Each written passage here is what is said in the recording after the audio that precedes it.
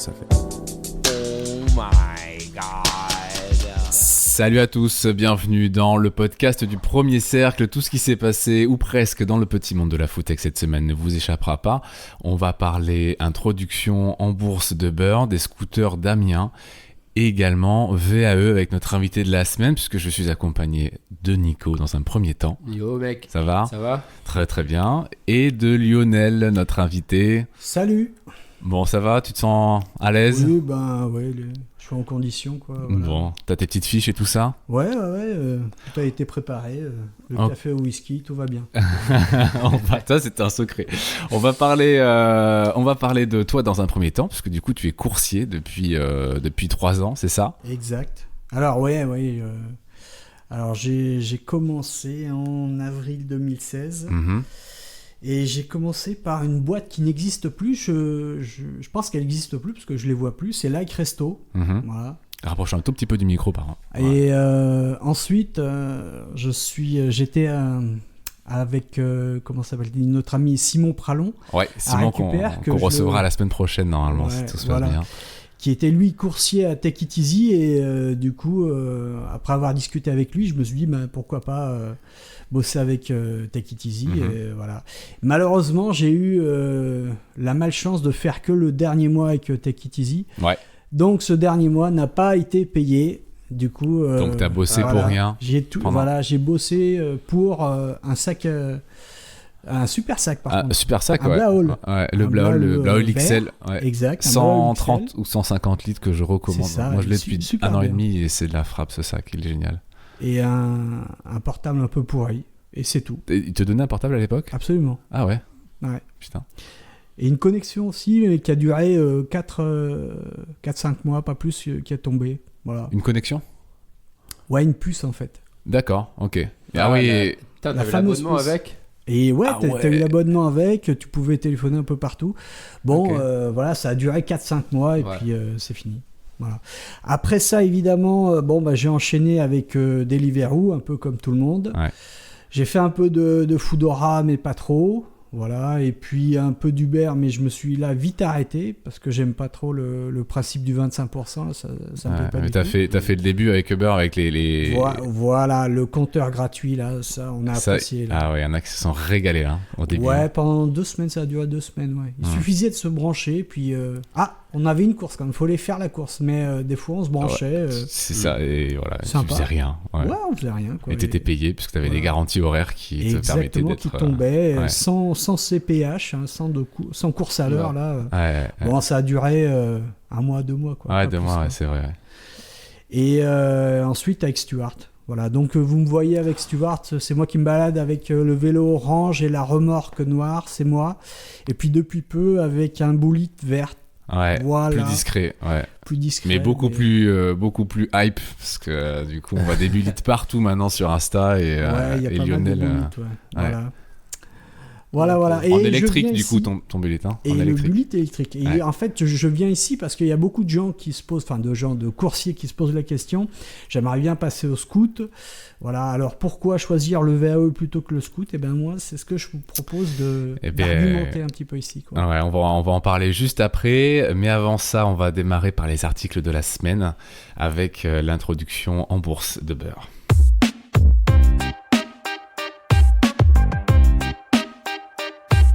Uber donc s'introduit en bourse. On va pas en parler très longtemps, mais c'était important quand même de le signaler.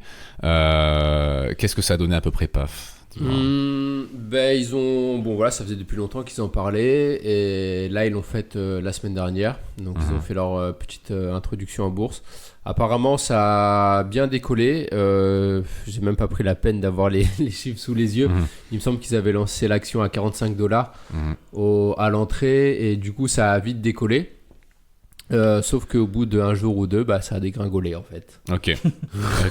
Ouais. Est-ce que c'est un vrai flop ou est-ce que tu crois que c'est une technique, un truc qui arrive normalement, qui était anticipé d'avance ? C'est peut-être une technique en fait, parce que en bourse, il faut savoir être le premier arrivé pour être le premier servi. En gros, t'achètes l'action quand elle est introduite à $45. Boum, la valeur elle monte. Et une fois qu'elle est bien montée, tu la revends. Plus il y a de gens qui achètent, plus ça monte. Voilà, et tu la revends après. En fait, c'est ça. Et le truc, c'est d'avoir le bon timing, de la revendre au bon moment quand elle est haute, avant que ça se casse la gueule. Et en fait, ça s'est cassé la gueule genre 24 ou 48 heures après. C'est un peu du surf, quoi. Faut choper la vague au bon moment et après tu pars et ça glisse tout seul. En fait, c'est ça. Donc je pense que il y a des gens qui ont gagné de la thune avec ça. Forcément, après, Uber lui est satisfait. Non, après, par contre, elle s'est cassé la gueule parce qu'il y a quand même beaucoup d'interrogations sur le modèle qui est vachement remis en cause en fait. Ouais. Tu vois, il y a même les analystes, ils font la comparaison avec d'autres plateformes ubérisées, je pense notamment à Airbnb, et qui disaient c'est un peu bizarre parce que Airbnb c'est plus réglementé qu'Uber. Airbnb ne se considère pas comme une agence immobilière, ils disent qu'ils font vraiment de la mise en relation, alors que de l'autre côté Uber, tu sais, par exemple, je pense à l'Angleterre, ils sont obligés d'avoir une licence de transport. Donc, donc, soi-disant, ils sont organisateurs de transport. Donc, il y a toute une. C'est des petits caméléons du truc, quoi. Donc, en fonction des pays. Ouais, ok. Et du coup, c'est un gros bordel et c'est vachement. L'avenir. Pas que l'avenir est incertain, mais. Il risque d'y avoir beaucoup de changements chez Uber, en fait. Ouais, dans les mois ou les années à venir. Ouais, c'est ça. Ok. Donc voilà. Bon, écoute, moi je connais très mal le milieu de la bourse, mais. Mais c'était assez marrant en fait. C'était assez marrant de voir cette introduction. Il y en a même qu'on dit que c'était le plus gros flop des Sérieux? Imagine. Imagine ils se sont vraiment tapé la honte avec un truc comme ça. Non, mais je pense pas. À mon avis, je pense qu'ils font pas ça n'importe comment. Non, ils avaient peut-être un peu. On connaît un peu cette entreprise. Ils sont un petit peu dans leur milieu quand même, là, au niveau de l'environnement et ils sont dans leur environnement naturel, tu vois. Non, et puis en plus, franchement, ils sont assez indestructibles en plus. Ouais. Au vu du nombre de casseroles qu'ils ont, ils sont toujours là. Ils sont toujours là, c'est clair. Ouais. On passe à la suite avec les scooters, Damien. C'est parti. Alors les scooters d'Amiens, ce n'est pas une personne, c'est une ville. Les scooters qui roulent à Amiens. On a un petit article qui sort de je ne sais plus quel journal, je crois que c'est un truc local. Le Coursier Picard. Ouais. Parce que Amiens c'est en Picardie, donc voilà, c'est un journal local. Et du coup, ces scooters, ils ont un petit souci en ce moment. Enfin, en tout cas, ils posent un souci parce qu'Amiens, c'est une petite ville. Et visiblement, il y a beaucoup de rues piétonnes. En tout cas, c'est pas forcément hyper. Ouais, c'est un peu comme routier. Chez nous. En tout cas. Un peu comme chez nous en fait à Bordeaux avec la rue Sainte-Cat. Ouais, c'est ce que je me disais, Saint-Pierre et compagnie. Ce qui s'est passé, c'est que forcément, en fait, comme Amiens, Uber est arrivé sur le tard à Amiens. Du coup, les gens qui ont commencé leur activité chez Uber avaient déjà pas mal de retours des coursiers à l'échelle nationale et connaissaient un petit peu les techniques pour gagner de l'argent et tout ça.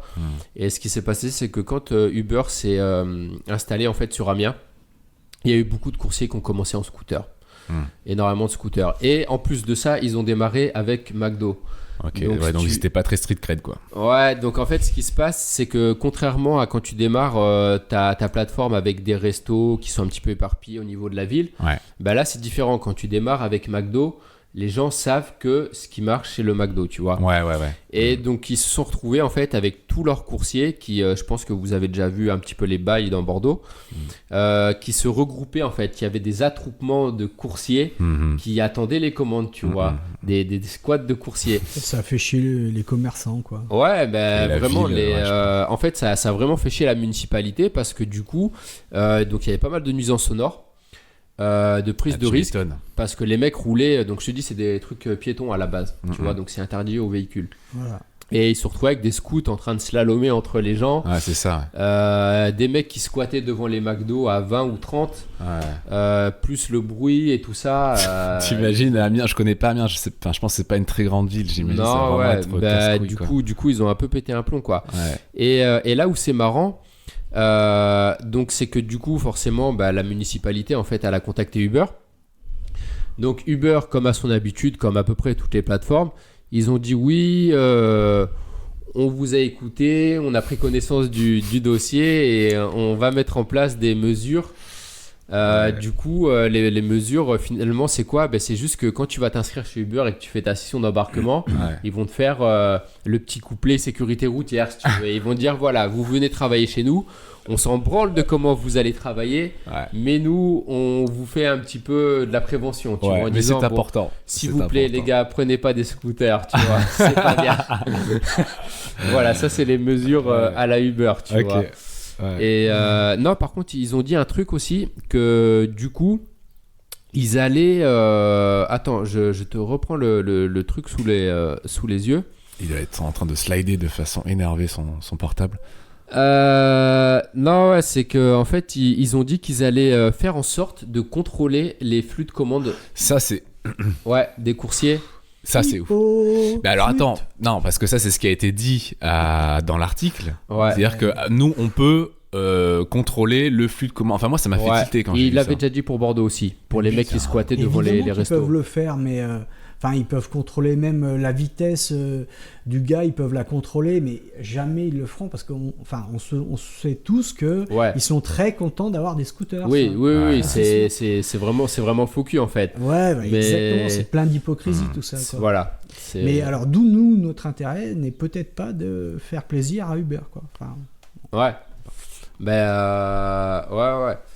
Et alors bon voilà, ça c'était ce qu'avait dit Uber, les mesures qu'ils allaient prendre. Après on verra, hein. L'avenir le dira. Peut-être que dans 2 ans la municipalité fera comme les coursiers. Dans 2 ans elle viendra aux réunions en disant ouais Uber pas content et tout, tu vois. Enfin voilà. On veut des biscuits et du jus d'orange nous aussi. Ouais. Et non par contre la municipalité du coup elle a pris une mesure elle. Et c'est assez chaud. C'est que en gros ils vont pas forcément dire stop au scooter, juste ils vont faire de la vidéo-verbalisation. Ouais. De la vidéo-verbalisation. Ouais, pour éviter de mobiliser des effectifs humains en fait sur le terrain. Du coup, ils vont dire en gros, les gars, vous voulez livrer en scooter, allez livrer en scooter. Et nous derrière, on vous filme, on relève les plaques et on vous envoie la facture. C'est voilà. Ouais. Donc du coup, les mecs vont travailler et vont recevoir ensuite des factures. Merci qui Ouais, non, au secours. Voilà. La boucle est bouclée en fait avec ça. C'est une technique comme une autre, quoi. C'est-à-dire que les mecs, je sais pas si les restos sont loin ou pas de la route, du coup, par exemple pour le McDo, mais imagine que le squat devant McDo, il soit, moi personnellement, juste 50 mètres à faire à pied, ça me casserait les couilles, clairement. Ça me ferait chier. Et d'ailleurs, je fais une petite parenthèse. Est-ce qu'à votre avis, à Amiens, et j'aimerais bien savoir s'il y en a qui sont sur Amiens, est-ce que le McDo d'Amiens vous demande d'enlever le casque? Parce qu'à Bordeaux, on a eu quelques soucis. T'es peut-être pas au courant. Parce que t'es pas sur Discord. Ouais, en plus. Mais on a été emmerdé par un McDo à Bordeaux qui demande d'enlever le casque et qui l'a fait de façon relativement agressive avec plusieurs coursiers au point de ne même pas donner la commande parce que le coursier essaie de se défendre en mode genre juste un casque de vélo, tu vois ce que je veux dire, on a la casquette dessous, on a les oreillettes qui traînent, c'est un casque de vélo en plus. Ah oui, là c'est un casque de vélo, c'est à dire que je comprends qu'on le fasse pour les casques de moto parce que bon voilà, t'as un visage à identifier un minimum quand même, je peux comprendre, mais un casque de vélo, le visage tu le vois très bien, donc à un moment donné il faut peut-être faire la distinction entre les deux, et je me demande si on est les seuls à Bordeaux à avoir ce genre de problème là, parce que clairement ça a fait péter les plombs à plusieurs coursiers sur Discord, on était en direct, on entendait le manager et tout, mais les mecs sont des tarés, enfin vraiment, genre ils sont là en mode ouais c'est dangereux, on a eu des agressions, mais gros c'est bon, c'est un casque de vélo, enfin c'est bon, enfin tu vois mon visage, je vais pas te mettre un après est-ce que c'est le casque qui fait l'agression? Mais je sais pas, il parlait d'accident. Enfin bref, il disait. En fait, ce qui est marrant, c'est qu'on a eu un gars qui a eu un problème à une heure X, et derrière, on a un autre coursier, toujours le même, sur Discord. On était tous sur Discord. Derrière, on en a un autre, genre même pas quelques minutes après, qui est allé. Donc déjà, il avait chauffé un peu la nana de la caisse et le manager qui était arrivé en renfort et tout machin. Notamment le gars des frites aussi. Apparemment, il est énervé, le mec qui fait les frites.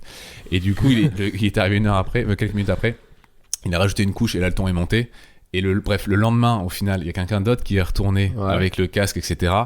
Et le manager avait trouvé des nouveaux arguments dans la nuit qu'il lui a balancé, genre en mode voilà, tu vois, parce qu'en fait les mecs ça doit les faire chier aussi, tu vois, mais c'est bon, vous êtes à McDo quoi, genre enfin vous êtes pas dans un resto UP, les mecs ils passent 2 secondes, il y a un guichet exprès pour ça, enfin faut en plus je voulais faire une parenthèse, mais ça m'énerve parce que tu vois là il y a pas longtemps j'étais allé au McDo de Bar-Toulouse et elle m'a annoncé, c'était la fille, elle m'a annoncé ça, elle m'a dit ouais je crois qu'on est les premiers McDo de France à avoir un guichet dédié au Uber. En vrai, bon, j'allais pas la froisser la fille, tu vois, j'allais pas lui dire non. Mais voilà, pour dire qu'aujourd'hui, on vit dans un monde où à McDo, tu as un guichet pour les clients sur place et vraiment un guichet dédié à la livraison, quoi. Donc, tu vois qu'il y a un changement dans les mœurs, tu vois. Ouais, mais tu vois, Burger King, ils sont déjà, en tout cas, moi, ceux qu'on a à Bordeaux, les Burger King sont déjà en place. Les nanas et les gars sont super cool quand ils t'accueillent. Tu vois qu'il y a une ambiance qui est totalement différente au Burger King du McDo. C'est incroyable. Hein, est-ce que vous sentez qu'ils privilégient plus les clients que les livreurs ou pas? Déjà, le client, il vient comme il est. C'est le slogan du truc, de base. Donc, en fait, non, après, non, il les privilégie pas plus. Dès l'instant où tu connais ce terme gobelet. Gobelet. Non. Ça, c'est. Ils vont rigoler, les mecs qui vont écouter. Mais non, parce qu'en fait, si tu veux, quand tu commandes en livraison Uber ou quoi, un McDo, c'est des gobelets, tu vois. Ah oui. Et on sait que les gobelets, ça présente un risque énorme pour la livraison. Et donc, du coup, en fait, au final, non, ils traitent tout le monde au même level. Ils s'en battent les couilles, tu vois, est-ce que le gobelet va se renverser, c'est pas grave. Oui, ça, tu vois. Mais parce que sur certains restos, enfin moi l'impression, je pourrais pas te donner un nom comme ça de suite, mais j'ai l'impression qu'ils favorisent quand même beaucoup plus les commandes que les livreurs. Et c'est un peu normal parce que peut-être pas Uber ou pardon, peut-être pas Burger King ou McDo, mais les petits restaurateurs gagnent 70%. Ouais. Avec une livraison par coursier, ils sont à 100% avec un gars qui vient sur place, quoi. Qui fait sur place. Ouais. Après, il y a une certaine mesure à respecter. Quand tu vois que tu as 5-6 gonzes qui attendent devant sur leur vélo, tu les fais pas poireauter pour rien en leur disant 2 minutes, alors que tu sais très bien que tu feras jamais leur commande. Tu vois, il y a des restos qui font ça.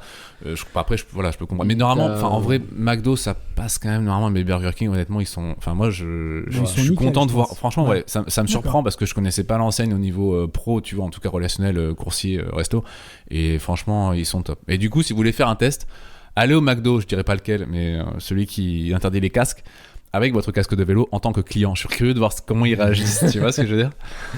Ok. On va passer à la suite avec la petite météo de JR, l'homme du Tarn. C'est parti.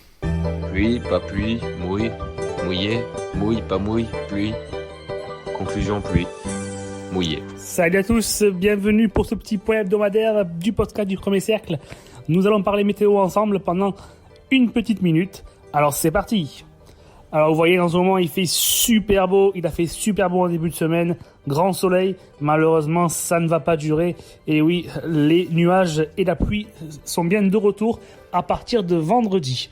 Donc vendredi, samedi, dimanche et un peu lundi, on attend des averses par-ci par-là. Donc pas de fortes pluies ni de gros cumuls annoncés, mais des averses et un ciel gris pour cette fin de semaine et pour tout ce week-end. Donc voilà, profitez bien du beau temps dans la semaine. Pour ce week-end, ça va être assez grisâtre. Pour la semaine prochaine, on aura un temps un peu plus ensoleillé pour mardi, mercredi, mais ça encore, ça risque de changer. Donc pour le moment, ce week-end, ça sera plutôt grisaille et pluie. Au niveau température, on attend encore du chaud, mais bon, pour ce week-end, ça ne sera pas encore le cas. Ça sera du maximum 16 à 18 degrés en journée. Et puis le soir, on pourra descendre jusqu'à 10-12 degrés. Voilà, c'est tout pour moi. Je vous souhaite une bonne semaine à tous. À bientôt. Pluie, pas pluie, mouille, mouillé, mouille, pas mouille, pluie. Conclusion, pluie. Mouillé. Merci à toi JR, et tu nous confirmeras si d'ailleurs tu es du Tarn ou pas, parce que j'en ai absolument aucune idée. Par contre, ce qui est sûr, c'est que Lionel est là pour nous parler VAE et scooter aussi un peu. Oui, ouais, c'est ça en fait. C'est pour moi, pourquoi est-ce que c'est plus intéressant de shifter en VAE plutôt qu'en scooter, quoi. Toi, tu roules en VAE, du coup, on rappelle. Moi, je suis en VAE, même si pendant 2 ans, j'ai été en vélo standard, quoi, sans aide. Maintenant, voilà, je suis en VAE avec le vélo cargo ou avec la remorque. Je me vois mal maintenant retourner en vélo standard. Déjà, quand t'as 40 kilos à porter, trimballer, voilà, c'est autre chose, quoi. Ça devient vraiment très, très dur. Même si je l'ai fait pendant 6 mois. Alors, pendant 6 mois, j'ai roulé en vélo standard avec ma remorque. Donc en gros là t'es à 6 mois de presque un an là. Ouais, 6 mois de cargo sans VAE et 6 mois de cargo avec VAE. Exactement, un peu plus même. Ouais. Et dans ton job, là, tu prends des courses cargo, par contre. Je prends des courses cargo. Ouais. D'accord. Ouais. Et bon, oui, ça marche très bien, ça fonctionne bien. T'avais des petits conseils, tu me parlais tout à l'heure du VAE, de la façon de monter le kit ou pas kit ou machin, parce qu'on sait que chez Bullitt ils font des trucs.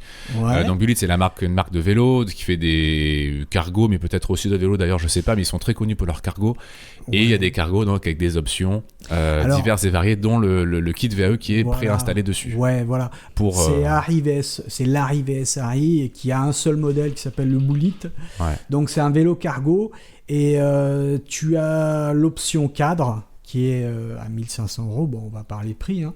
Ouais. Et si tu la veux en version toute simple, c'est-à-dire en vitesse pas interne, externe, voilà. Tu l'as à 2002, 2003. Bon, par contre, là, tu as le gros coup de bambou où tu veux prendre un Bullitt électrifié. Le premier modèle est à 4002. Et le deuxième est à 4007, le troisième à 4009. Ouais, on est sur une petite citadine au niveau voiture, c'est une petite citadine, quoi, tranquille. Ouais, et puis surtout, il y a 2000 € de différence entre le standard et le Bullitt électrique, qui sont, à mon avis, pas du tout justifiés, quoi. Ah, bah ça, c'est l'électrique, ça coûte cher, hein, je t'assure. Mais c'est dommage parce que je pense que c'est un gros frein en plus à l'achat, en fait. Je pense que beaucoup de coursiers sont ça les freine, tu vois, d'acheter un truc électrique. C'est sûr que acheter un truc à 4900 €, ça fait mal au cul, quoi. Je sais pas comment le dire autrement, quoi. Ouais, non, mais c'est vraiment très très cher. Après, quand t'as une entreprise, ce qui est le cas de certains, tu peux sûrement faire passer ça. Ouais. Voilà, tu vois ce que je veux dire, c'est que pour une boîte, c'est rien, 4000 €, tu vois. Mais pour nous, petits coursiers, voilà. C'est plutôt un gros investissement. Mais alors, bon, moi, je voulais pas spécialement parler du Bullitt, même si, c'est bien, hein, voilà, le Bullitt électrique, très bien. Moi, je vous le conseille d'acheter le Bullitt standard et de l'électrifier, très bien, quoi. Plutôt, vous avez compris, quoi. Plutôt que d'acheter le Bullitt électrique de suite, vous payez 2000 € en plus pour quoi je cherche encore, quoi. Mais alors, du coup, il y a des petites choses auxquelles il faut faire attention si on achète le Bullitt non électrique. Alors, j'ai des plâtres. Ouais. Donc, moi, j'ai essuyé des plâtres parce que effectivement, lorsque j'ai installé mon kit sur mon Bullitt, j'ai fait la petite connerie de ne pas mettre de garde-boue. Du coup, mon kit a pris l'eau, voilà. Mais après l'avoir laissé sécher, finalement, il est rené dans un sac de riz pour que ça sèche. Non, même pas, non, juste dans le garage, tu le laisses. Voilà. Il est reparti. Du coup, là, je vais faire en sorte que je vais mettre un garde-boue. Ouais. Et puis j'ai vu où était le problème. En fait, le problème c'est qu'il y a une entrée le moteur est basculé et donc l'entrée possible d'eau est directement sur le jet d'eau que fait la roue. Voilà, là-dessus. Donc là-dessus, il faut vraiment mettre un garde-boue. Il faut bâcher, quoi.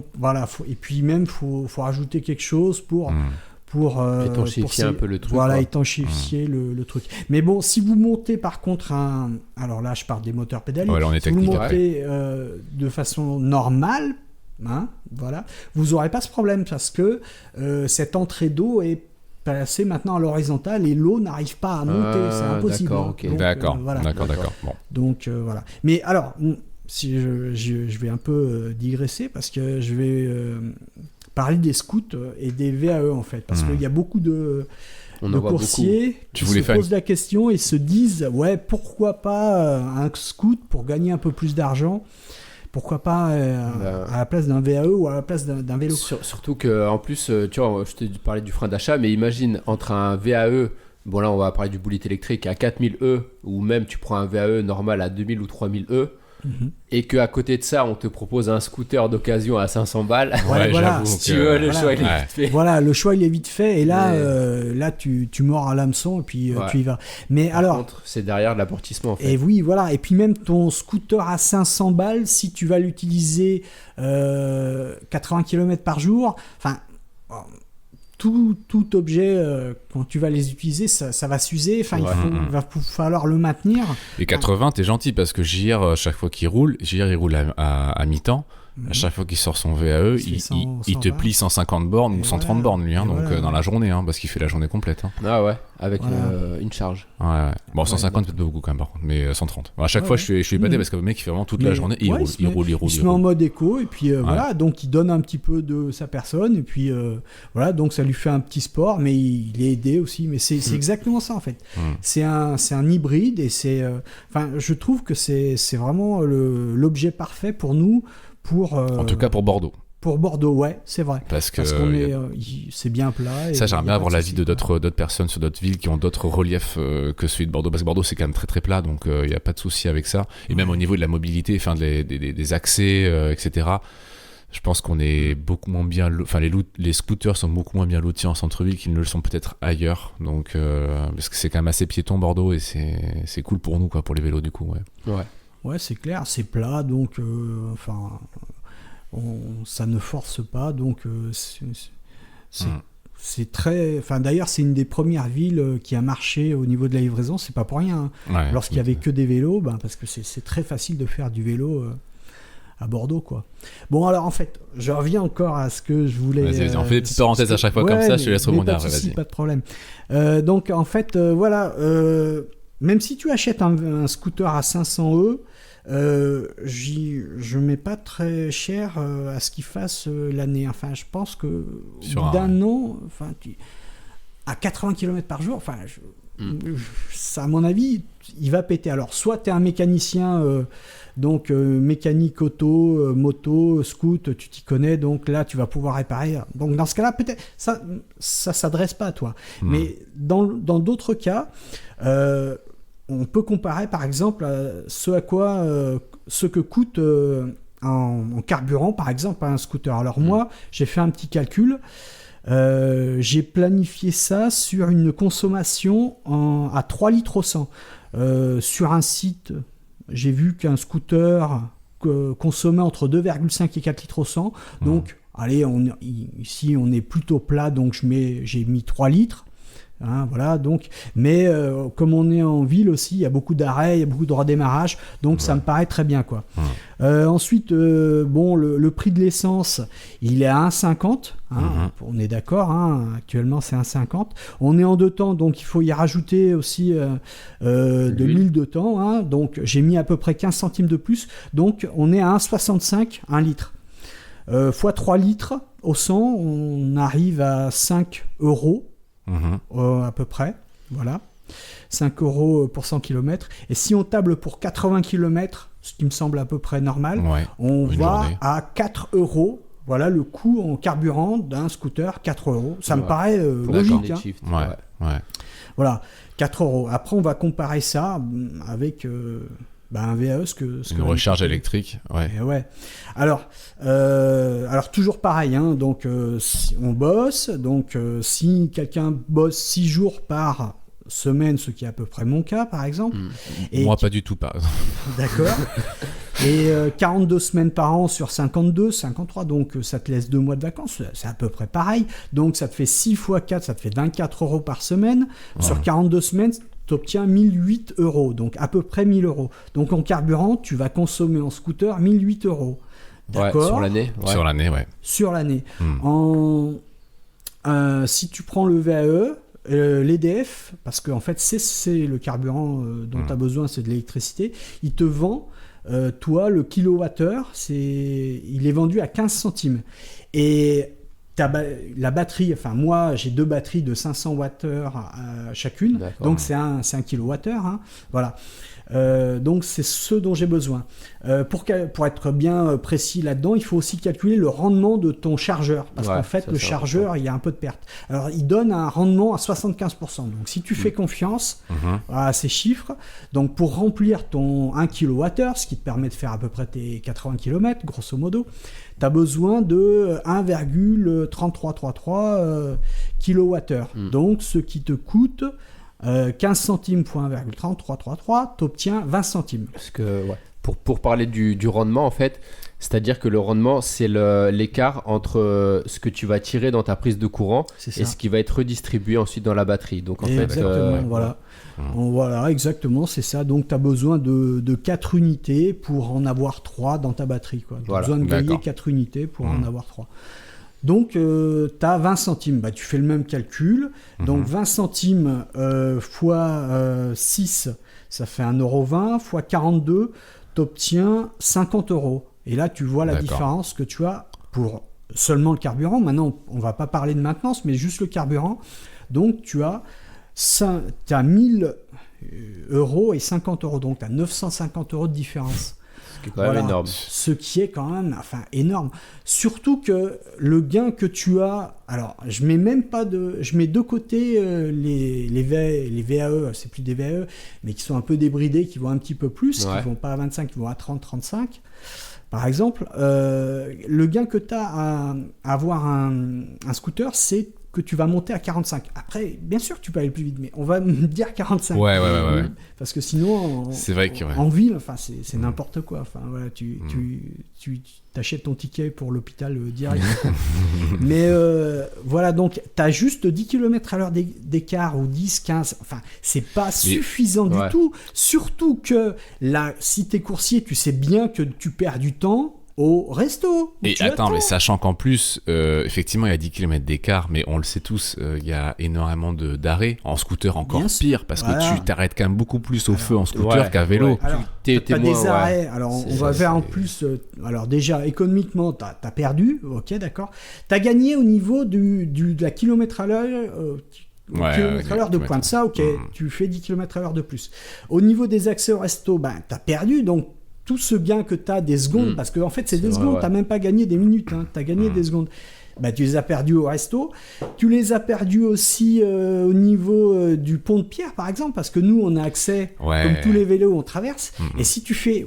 Enfin, moi, je fais rarement une journée sans traverser au moins une fois le pont de Pierre. C'est chaud, c'est chaud. Et c'est vrai que le pont de Pierre, je le précise pour ceux qui ne sont pas de Bordeaux, c'est un pont qui est à Bordeaux, un des 2 ponts qu'on peut traverser pour aller de l'autre côté, qui du coup faire l'accès, dont l'accès est fermé aux voitures, sauf pour les taxis et les bus. Mais sinon, c'est fermé. Même en scooter, il est interdit. Voilà, même en scooter. Et du coup, effectivement. Même en scooter électrique, c'est interdit. Les mecs, ils se font verbaliser. Alors, j'en vois qui passent, mais très peu, parce que si tu te fais serrer, c'est quoi? C'est 90 €?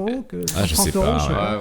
Enfin, au revoir, ton gain. T'as gagné ta journée, quoi. Là, c'est... sinon, tu traverses pas le pont. Tu traverses pas le pont, mais c'est con parce que t'as quand même des fois des commandes qui sont et sinon, vite faites, quoi. Sinon, t'as un contournement de 4 km à faire. Voilà.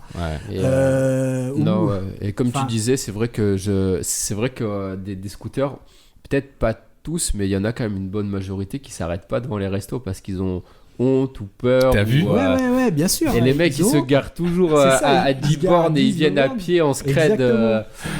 Alors que lorsque t'es en VAE, tu y vas, paf, tu poses ton vélo. Tu es accepté par la communauté. Comme un vélo, était comme un vélo. Alors, autre désavantage aussi, alors l'accès au pont de Pierre, tu l'as pas. L'accès au resto, tu l'as pas. Pour un truc tout con, mais pour refaire ton plein, mais tu le fais chez toi. Voilà, t'es tranquille, t'as fini ta journée, tu le fais chez toi. Là, tu dois t'arrêter à une station-service. Bon, tu dois prendre un peu de... Voilà. Petit inconvénient. Tu as aussi de la nuisance sociale. Quand les gens te voient te balader dans la rue, tu fais chier le monde, quoi. Avec ton bruit à la con. Voilà, avec ton bruit d'abeilles, tu emmerdes les gens. Je préfère celui des abeilles, quand même. Ouais, enfin, ça fait 10... non, mais c'est le 2 temps, quoi. Ça fait un bruit de 2 temps. C'est pas très, très joli, quoi. Donc, tu as le bruit aussi. Puis toi-même, ça te fait chier, quoi. Parce que nous, on en parle des scooters, mais... Quand tu passes 8 heures par jour à entendre... J'avoue que ça doit être bien gonflant à la fin, ça doit être relou. Bon, t'as le casque, ça sonorise un peu, mais bon. Ouais, mais t'en as plein le cul. Non, mais... Voilà. Moi, je préfère être dans un vélo silencieux, tranquille, que... Voilà. Non, et puis il y a peut-être une forme d'image aussi, parce que par exemple, tu vois, les coursiers, je parle notamment des coursiers parisiens, dans les années 80, ils étaient en scoot. Et ils avaient, voilà, tu vois, le scoot avec écrit coursier. Enfin, quand tu croisais le mec, tu vois, il avait la street cred du coursier. Tu savais que c'était un vrai coursier, tu vois. Ouais, et sauf qu'aujourd'hui, je vais même pas appeler ça des coursiers parce que c'est plus des livreurs que des coursiers. Ouais. Ils sont là avec leur sac Deliveroo sur le dos ou leur sac Stuart et tout. Ouais. Tu vois, au niveau street cred, non, ça passe plus quoi. ça passe pas du tout. T'as autre chose, ouais, voilà. T'as un cube, tu vois. Tu as une image un petit peu écolo et même au niveau des boîtes, tu passes beaucoup mieux en ce moment si tu es en vélo, même vélo électrique, que si tu fais partie du monde des moteurs qui puent. J'en profite pour rebondir, on parle de tenue, de street cred, etc. Je vous le dis, je fais une parenthèse, mais juste évitez de shifter torse nu, s'il vous plaît. C'est très dégradant. Vraiment, c'est dégradant. Ne faites pas ça. Ne shiftez pas torse nu. J'en ai vu un tout à l'heure avec un petit short genre basket. Voilà, genre même pas un short technique, que dalle. À l'arrache, avec des petites chaussures à l'arrache. Même pas s'il y avait des chaussettes ou quoi. Bref, mec, mais il était torse nu. Est-ce qu'il avait les bretelles qui frottaient sur les tétons? Non, putain, t'imagines le mec qui saigne quoi à la fin. Non, faites pas ça, putain, je vous jure. C'est au moins pour la communauté, s'il vous plaît, parce que les scooters, ok, mais pas torse nu, quoi. Ouais. Bon, qu'est-ce que je peux rajouter sur les VAE, les avantages? Oui, c'est un hybride en fait, le VAE. Donc c'est un mode pour se déplacer qu'on n'a pas encore tout à fait exploré. Mais par exemple, il y a JR on sait qui shift en scooter et lui fait toute la journée avec une seule batterie. Alors moi c'est pas mon cas, moi je peux être à fond la caisse, je rentre chez moi parce que j'habite près de la place de la Victoire et je change de batterie et la première je la mets à charger, donc lorsque la deuxième est vide je peux même reprendre l'autre. Enfin, mais JR a un vélo qu'il a acheté neuf, donc avec un kit Bosch je pense ou un truc comme ça, donc pré-quitté, et c'est un vélo quand même assez haut de gamme, donc là il y a une vraie différence entre un kit et un vélo. Et puis bon, après toi tu fais du cargo aussi quoi, donc c'est pas les mêmes charges. C'est pas le même poids. C'est pas le même poids, c'est pas pareil. D'ailleurs, je serais curieux de voir si nous on fait souvent attention au poids de nos pneus quand on est en vélo sans VAE, sans quoi que ce soit, parce que c'est un gain d'énergie en fait d'avoir des pneus plus light. Je suis sûr qu'en cargo tu gagnes par rapport à la batterie. Je sais pas, ça me paraît évident de toute façon. Alors oui, tu gagnes, mais oui, ça c'est sûr. Pas en vitesse, mais en perte d'énergie, en autonomie. Voilà. Mais alors voilà, ça c'est des considérations. Pour moi, perso, je m'en fous. Voilà. Parce que j'ai autant d'énergie que je veux avec le système des deux batteries, et parce que j'habite dans le centre, je peux changer, donc je suis jamais en manque et ça me coûte jamais le prix. On a bien fait le calcul, le prix de l'électricité c'est vraiment négligeable quoi, 20 centimes c'est rien. C'est voilà. Donc ça on s'en moque. Mais bon, pour quelqu'un qui habite pas au centre comme moi, c'est bien aussi d'avoir un mode éco comme HIR, et puis de faire 120 km juste en mode éco. Là tu t'appuies un peu plus, mais c'est ça, c'est un hybride. Et tu t'as fait toute ta journée, t'as fait peut-être 140 km, mais c'est comme si t'en avais fait 60, voilà. Et le reste il est complété par le moteur, et ça passe comme une lettre à la poste, quoi. Est-ce que parmi ceux qui sont passés en VAE, vous avez des problèmes d'IMC, des complexes de... Ah, bon, alors évidemment, vous m'avez vu venir avec ma tenue sportive. Voilà, donc j'ai chopé des bourrelets. Voilà, non, mais faut être honnête, et puis il faut aller jusqu'au bout. Il faut aller en parler, il faut savoir mettre les mots sur les bons sujets. Exact, c'est important. Il faut aller jusqu'au bout. Bon, il y a un désavantage. Mais alors là, les scooters, c'est aussi la même chose, quoi. C'est pareil. C'est encore pire. Même. Voilà, c'est encore pire parce qu'ils n'ont pas le choix, ils peuvent pas pédaler. Mais bon, j'ai pris entre 5 et 10 kilos depuis que je suis électrifié, quoi. C'est une morphologie, c'est pas que le VAE, c'est comme ça. C'est bière, cacahuètes, pistache, chocolat, etc. Coca, voilà. Mais à culpa, c'est toi qui voles les commandes, c'est ça? C'est toi qui voles les Burger King. À l'entendre, j'ai l'impression que quand tu passes au VAE, tu fais plus d'apéro du coup à la fin de la journée que quand t'es en vélo normal en fait. Ouais, parce que quand tu fais 100 bornes dans la journée en vélo, mec, tu prends une bière et une pinte, t'es couché direct. Mais j'étais comme vous, il y a jusqu'à juin 2018, j'étais comme vous, il n'y a pas de souci. J'étais bien affûté, et puis là, bon, je me suis un peu laissé aller, quoi. Mais voilà, et ça, ok, là, il faut le savoir aussi. T'as la méthode John Joe, hein, 1 fois sur 2, bien sûr, évidemment. Malgré, on n'a pas de bol, on le voit tout le temps avec son VAE, mais. Ah, mais attends. Les jours où on le voit pas, il est avec son. Attends, parce que Jojo, il laisse croire aux gens qu'il fait 1 fois sur 2. 1 fois sur 2, oui, c'est ça, c'est sa méthode. Bon, écoute, je veux pas casser le mythe, mais je crois qu'il y a un petit problème. Non, John Joe, il est tout le temps en VAE depuis des mois. Donc on le charrie là-dessus d'ailleurs parce qu'il va se remonter un fixe, mais il est tout le temps en VAE. C'est normal, vous le voyez qu'en VAE, parce qu'il fait que ça. Donc John Joe, remonte-toi vite un vélo parce que là, ça va vraiment vite se savoir du coup. Abandonne pas Dolan. Abandonne pas Dolan. Bon, alors ouais, je parlais aussi des. Bon, là, on parle de VAE, mais alors maintenant, si on peut approfondir le sujet, en fait, quand tu dis VAE, il y a deux choix qui s'offrent à toi si tu veux. Il y a le VAE tout fait que tu achètes, qui va coûter un peu cher. Faut être clair. Hein. Si tu achètes de la qualité, ou bien ça va te coûter peut-être un petit peu moins cher. Tu as les Top Life là, mais bon, voilà, qui sont à 800 ou 900 euros. Ou bien tu as les kits. Et voilà. Et là, si tu fais le calcul aussi, tu vas être gagnant d'après moi, de monter un kit sur un vélo existant plutôt que d'acheter un VAE qui est de qualité, qui a 2000 euros, mais bon. Enfin, c'est 2000-2005, ça peut même monter à 3000. C'est tellement cher qu'il y en a même qui font des cadeaux à des pauvres voleurs désargentés qui n'ont pas la chance d'avoir un VAE, donc ils le laissent sans protection et ciao les 3000 euros. Quoi.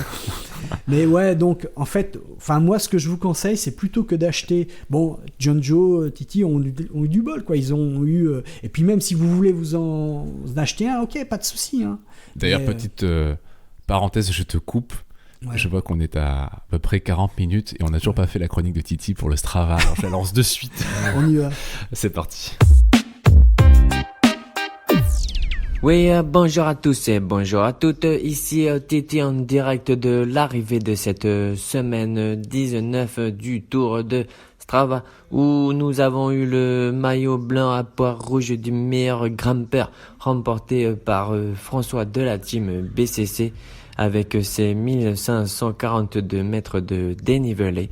Il remporte également cette semaine le maillot rouge du plus combatif avec une distance de 83,3 km. Et c'est un maillot vert pour éponyme encore une fois cette semaine avec une vitesse moyenne de 21,8 km par heure. Et il redevient jaune cette semaine, c'est Alex de la team BCC avec une distance de la semaine de 282,7 km. Et je vous dis à très bientôt, à vous les studios et à vous Bordeaux. Merci à toi Titi, désolé j'ai failli t'oublier, pardon. On reprend de suite avec Lionel et une comparaison du coup entre les kits VAE ou les VAE prémontés avec un kit les VAE existants, donc standard, neuf. En fait, moi je vous conseille plutôt, si vous êtes acheté un VAE, vous avez le droit de vous faire plaisir, pas de souci, pas de problème. Mais bon, si vous êtes un peu ric-rac au niveau pognon et puis un peu bricoleur, c'est quand même pas mal, surtout que les kits, c'est-à-dire les kits qui permettent de transformer un vélo standard en un VAE, c'est quand même vachement bien et c'est fiable. Et ça a un gros avantage, c'est que, sur ceux que moi j'utilise, je peux changer toutes les pièces qui risquent de péter, comme l'électronique, comme ça risque d'arriver, ou bien des parties d'engrenage. On peut l'ouvrir, c'est quand même assez simple. Et est-ce que c'est compliqué Non, à monter, c'est très simple à monter du coup, j'imagine. Alors le plus simple, c'est le kit roue avant, mais je vous le conseille pas parce que si l'électronique est mal faite, vous avez des pertes d'adhérence. Sur le sol humide. Alors, ensuite, tu as le roue arrière. Et puis, un peu plus compliqué, c'est le moteur pédalier. Par contre, il a un avantage, le moteur pédalier, c'est celui qui a le plus de rendement. Ouais, donc et puis, c'est là où vous aurez plus d'autonomie. Au niveau du centre de gravité, c'est plus intéressant honnêtement de l'avoir au centre, Voilà, au si niveau du vous boîtier plutôt que... Exactement, c'est plus naturel, tu le sens beaucoup moins, enfin voilà. Alors moi c'est la solution que j'ai adoptée, mais si vous voulez monter un kit roue, je vous conseille le roue arrière quand même, hein. Prenez un kit roue arrière, c'est aussi pas mal, enfin tout ça est quand même mieux que les VE. Par exemple, il y a eu l'expérience de Rémi où il nous a parlé d'un VE qu'il a retrouvé dans une benne à ordures. Le VE était tout neuf, quoi. Donc, mais il est tombé en panne. Et c'est pas un VE de merde, hein, c'était un truc qui coûtait 2005, voilà. Et ça, c'est une question que vous devez vous poser, c'est-à-dire, vous avez une merde sur votre cadre. Par exemple, comme l'expérience de Marco, qui est venu ici, il a pété son cadre. Ouais. Quand tu as un kit, ton cadre pète, tu enlèves ton kit et tu t'achètes un nouveau vélo et tu remontes ton kit. Résultat des courses... T'achètes juste le cadre, limite. Voilà, t'achètes juste le cadre. Si tu peux, t'achètes. Tu gardes les composants, les parts de roues, etc. et tu bascules là-dessus, quoi. Exactement. Mais c'est vrai que les vélos neufs avec un kit dessus, souvent le cadre il est homogène, il fait en sorte que la batterie rentre dedans nickel. Mais ça, esthétiquement, c'est vachement joli. Hein. Ça, il y a pas de problème. Alors que là, celui que j'ai, il y a une espèce de boursouflure là devant là. Bon. D'accord, c'est assez moche, mais c'est super efficace. Et a priori, là, j'en suis à 15 000 km et avec les deux, hein, parce que j'en ai deux, vu le prix. Oui, alors le prix, j'ai payé mon kit 600 €, un autre 700 €. Voilà, il y a une différence de batterie aussi, voilà. Donc c'est quand même beaucoup moins cher que les 2000 ou 3000 € d'un vélo complet. Ça reste d'un vélo complet. Et surtout, voilà, le kit que j'ai monté sur mon Between, lorsque je me suis acheté le Bullet, je me suis pas posé la question, je m'achète un Bullet électrique, et puis je me suis même pas posé la question, j'achète un autre kit. Ah non, j'enlève le kit du Between et je le monte sur le Bullet. Ça fait, tu te fais des économies considérables. C'est clair. Ouais, c'est clair. Et puis après, pour ceux qui sont joueurs, je sais pas s'ils nous écoutent, à mon petit frère, j'ai un petit frère, il a 18 ans, il habite en campagne, et en fait les jeunes de son âge, tu sais, c'est comme nous, je me souviens à l'époque où on bricolait les mobylettes, les 103, les scooters et tout ça. Ils font des bricolages avec ils font des putains de montages sur leur vélo avec des kits électriques ou des kits thermiques. Excellent. Alors Lionel nous sort un câble électrique. Ouais, alors... Bon, je peux parler aussi c'est un câble USB, d'accord. Ouais, c'est un câble USB, et puis là, il y a une autre fiche femelle qui ressemble à une prise jack 3 mm, on dirait, mais c'est pas une prise jack. Je crois que c'est Ego, mais j'en suis pas sûr. Ouais. Enfin, qu'importe. De toute façon, avec ça, en fait, ce que tu peux faire aussi, c'est l'avantage... Enfin, il y a deux avantages avec le kit que je préconise, hein. Même si, comme je vous le dis, hein, les kits roues, c'est très bien aussi. Voilà, avec les Bafang en fait, parce que on va parler clair, hein, avec les Bafang en fait, ce que tu peux faire, c'est les moteurs pédaliers, peut-être les autres aussi. Tu peux changer, tu as la main sur tous les paramètres. La cartographie. Exactement, tous les paramètres du contrôleur. C'est-à-dire tu branches ça sur la console et tu branches ça sur ton ordi avec un soft évidemment, mais bon, c'est le soft de P9, voilà. D'accord. Et grâce à ce soft, en fait, tu peux disponible sur le dark web. Non, disponible, pas besoin que ça soit du dark web, c'est ouvert. Et d'ailleurs, même, je pense que Bafang est très content qu'on puisse faire ça parce que tu m'étonnes. Voilà, même s'ils sont pas, parce que c'est leur soft qui a été trafiqué, qui est sorti de l'usine, on sait pas trop comment, et qui a été trafiqué par un autre développeur, quoi. Mais grâce à ça, en fait, tu peux faire de ton vélo, de ton moteur, en fait, une bête de combat ou bien un veau. Moi, j'en ai fait un veau. Et en fait, non, mais c'est exactement ce dont on a besoin, quoi. C'est-à-dire que les moteurs thermiques, tu as de l'injection. Hein, et là, c'est la même chose avec de l'électricité. Ta pente de puissance... La courbe de puissance, voilà, ta courbe de puissance, tu peux la régler, quoi. C'est-à-dire que tu auras exactement la même puissance, mais seulement elle va arriver tout doucement. Plutôt que tu obtiennes ton pic de puissance à 8 secondes après le début de ton pédalage, plutôt que de l'avoir directement dans 2 secondes, tu l'as 8 secondes après. Le déclencheur est un peu... Donc ça c'est super bien parce que tous tes mécanismes internes, mais aussi toute ta transmission externe, ton pignon, etc., tout ça va être préservé, quoi. Parce que c'est vrai que c'est important de le rappeler, mais il y a des gens qui font monter leur vélo à des vitesses qui sont vers leur VAE à des vitesses assez élevées. Moi je pense à 50, 60 km/h, 70 km/h pour certains.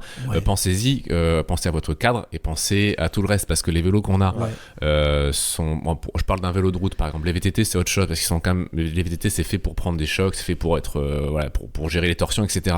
Mais les vélos de route c'est toujours contredisable ce que je dis là, mais il faut quand même faire gaffe, parce que quand tu roules à 50 ou 60 en ville régulièrement, ton cadre il se tord. En fait, même au niveau de la pression de la chaîne, etc., la chaîne elle prend super cher et toute la transmission prend super cher. Il faut que ça suive, bien sûr. Que les rapports de force, là ça monte à je sais pas combien de milliers de watts dans la chaîne, dans la transmission et même au freinage. Le freinage, toi, quand tu vas commencer à freiner, si c'est du disque, ton vélo a priori il est fait pour encaisser le freinage d'un disque, mais à mon avis, faut faire gaffe, parce que c'est pas non plus. Conseil, de toute façon, c'est d'utiliser les kits 250 watts, ça suffit. J'en suis revenu, j'ai aussi essayé plus puissant, mais ce que tu gagnes d'un côté, tu le perds de l'autre, en fait. C'est-à-dire ce que tu vas gagner en vitesse ne va te servir à pas grand-chose. Et par contre, le fait d'aller à 50 km/h, jamais tu y vas. Je connais quelqu'un qui a un kit surgonflé et il l'utilise qu'à 25. C'est normal, parce que tu peux pas faire ta journée. Enfin, il faut bien le savoir, quoi. Tu le payes en autonomie et jamais tu vas faire tes kilomètres, quoi.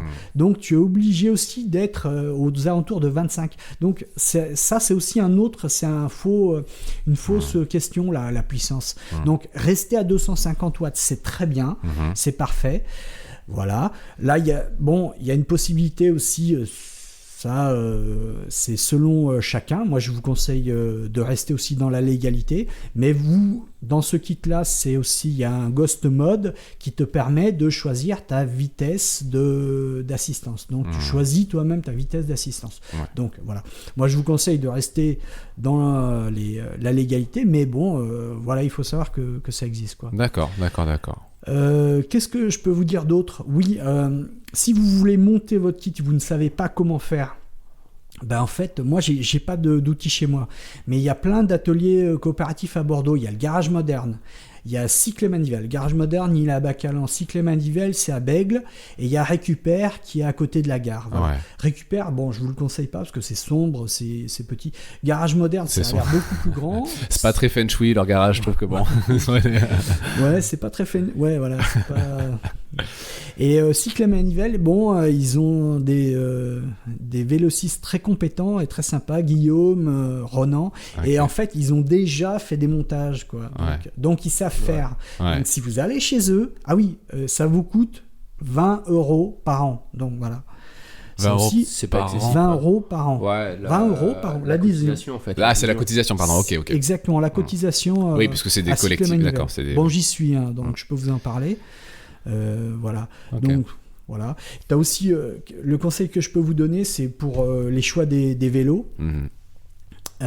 Donc prenez un vélo qui a déjà été monté, si vous voulez. Alors je parle toujours des Bafang pédaliers, voilà. Par exemple les Triban 100, si vous voulez monter un Triban 100, ça marche. Moi j'ai un Genesis Tour de Fer, ça marche très bien. Je vais aussi vous parler de Cycloboost qui montait aussi ces mêmes kits, mais qui vous faisait payer un petit peu plus, qui doublait la sauce, sur des Giant Roam. Donc tout ça fonctionne. Voilà. Privilégiez aussi le freinage par frein à disque, évidemment. Voilà. Et moi je ferai attention à un truc, même si vous prenez un kit pédalier, voilà, je sais pas, ce qui me semble le plus intelligent, moi de mon côté je trouve, mais c'est que mon avis, il faut quand même faire gaffe aux compatibilités, parce qu'il y a des vélos qui sont haut de gamme, etc. Je sais qu'il y en a plein qui en ont, et avec le problème c'est que les boîtiers de pédalier c'est la merde, en fait. Clairement c'est la merde, parce qu'il y a 36 types de boîtiers. Et c'est super chiant. Alors Bafang s'adapte vachement bien, c'est un standard de ouf, je crois que c'est du BSA, un truc comme ça, bref. C'est du BSA, mais il y a un autre type qui s'appelle, j'ai oublié le nom, qui ne convient pas. Alors, oui, le BB30, BB50, voilà, BB, je sais quoi, plus quoi, ces trucs-là. Enfin bon, qu'importe. Ceux-là ne conviennent pas. Donc, voilà, voyez bien si votre vélo peut convenir ou acheter un vélo qui convienne à ce genre de. En gros, pour faire court, je sais pas si je me trompe et n'hésitez pas à me le dire si je me trompe, mais en général, les vélos avec des boîtiers de pédalier un peu particuliers, c'est pas le cas de tous, mais en général, ils ont des cadres oversize en général. Tu sais, tu le vois au niveau du boîtier, il y a la structure du cadre est très large en fait. Souvent, c'est pour de la stabilité, pour des trucs comme ça, voilà, ou parce que l'alu ou le carbone est très fin. Souvent, enfin, tu le vois en fait sur le Tour de France, tu sais, t'as des boîtiers qui sont, enfin, les boîtiers. En gros, cette zone-là, ce triangle-là qui est hyper fat, et en gros, t'as un tout petit trou pour les manivelles, en gros, et voilà. Et donc, en général, dans ces cas-là, moi, j'ai l'impression, parce que c'est des vélos très haut de gamme justement, que tu as des types de boîtiers qui font en sorte qu'en gros l'énergie que tu vas dépenser va être particulièrement bien retranscrite dans la transmission, dans la roue, etc. Ce dont on n'a pas forcément autant besoin avec un VAE. Donc, Ouais. On laisse vraiment faire le moteur. C'est une autre façon de faire en fait. Si tu as envie de pédaler un petit peu plus, toi, c'est toi qui vas rajouter les watts, mais sinon tu laisses faire le moteur. Je fais une petite parenthèse aussi sur Cycloboost. Bon, je suis obligé de les citer. Bon, j'espère que... Je te biperai. Bon, vous couperez au montage, comme on dit. Non, mais bon, voilà. Alors, il y a plein de coursiers qui ont fait confiance à Cycloboost. Malheureusement, ils n'ont pas été à la hauteur. Et il faut le dire, quoi. D'accord. Ils vous font payer un kit, le double de ce que moi j'ai payé, en te disant tu as une assurance. Tu as une assurance pendant 2 ans. Le problème, c'est que si tu lis bien le contrat, il faut se comporter en bon père de famille. Ça veut dire quoi ? Enfin, c'est écrit dans le texte comme ça, quoi. Ah ouais. Ça veut dire quoi ? Parce que nous, bon père de famille, on fait 80 km par jour.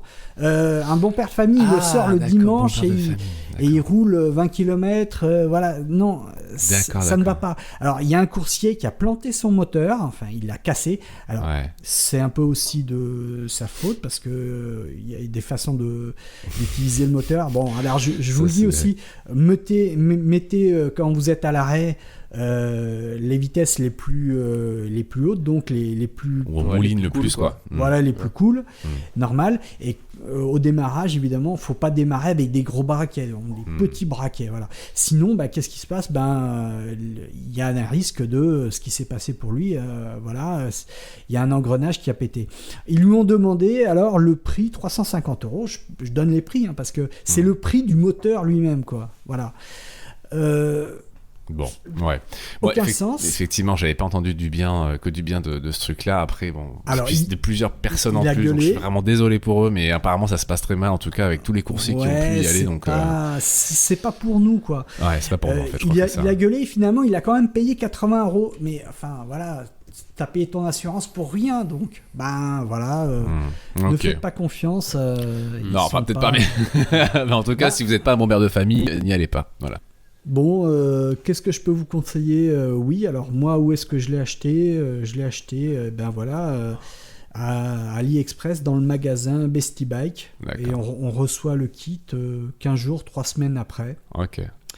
Voilà, je vous conseille aussi de rester en 250 watts parce que c'est suffisant et on a des gains d'autonomie avec ça, en fait. Ça marche. Ça sert à rien, il t'a suffisamment de patates pour aller vite, quoi. Il n'y a pas de souci. Alors aussi autre chose, dans ton kit, il te demande de choisir le plateau. Alors oui, oubliez les 2 plateaux, les doubles, triples plateaux, là, vous laissez tomber. Vous avez plus qu'un seul plateau, faut faire simple. Donc prenez du 44 ou 46. Moi j'ai du 46 dents, voilà. Et derrière j'ai du 12-32, voilà. Et c'est très bien comme ça, quoi. Ok. Voilà. Bon, et bien écoute, je pense que c'est bon. On arrive à peu près à 1 heure d'épisode là, donc c'est un vrai épisode spécial VAE aujourd'hui, cette semaine.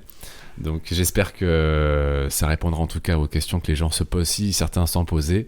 Et s'il y a des questions, évidemment, posez-les sur YouTube. Le site arrivera bientôt. On est encore en cours de mise en prod pour pouvoir retrouver peut-être après les épisodes sur d'autres plateformes, par exemple Spotify, par exemple iTunes. Je ne sais pas, c'est en cours. En tout cas, ça viendra le plus rapidement possible. Pour aujourd'hui et cette semaine, le podcast du Premier Cercle, c'est terminé. Vous nous lisez, nous écoutez comme d'habitude sur Telegram, Facebook et YouTube. Quant à nous, on se retrouve la semaine prochaine avec Simon Pralon peut-être. En attendant, prenez soin de vous et ride safe. Ciao, ciao. Ciao. Ciao. C'est bien ça. Et j'ai même pas...